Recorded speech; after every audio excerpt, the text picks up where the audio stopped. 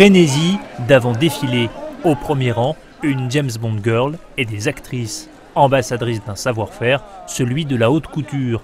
14 maisons en confectionnent encore, elles étaient plus de 100 après-guerre.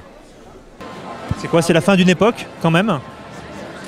Oh, l'histoire est étrange, on a toujours l'impression qu'il y a une fin et puis tout recommence. Je ne sais pas si c'est demain que ça recommencera, mais la fin de la haute couture, je ne pense pas.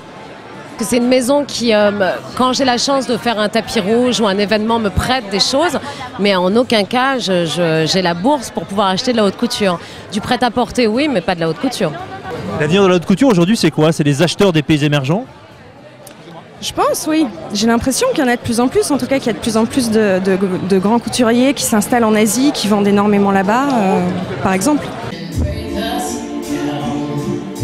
Au centre des regards, 48 robes du couturier libanais Elissab. Tulle, dentelle, organza, rebrodées de fils de soie, de paillettes, de pierres semi-précieuses. Certains modèles dépassent les 100 000 €. Ils nécessitent plus de 600 heures de travail. La haute couture n'est pas rentable, mais elle reste un vecteur d'image, notamment pour les acheteurs des pays émergents, ouzbeks, malaisiens, chinois. Est-ce que c'est beaucoup les pays émergents qui achètent la haute couture aujourd'hui?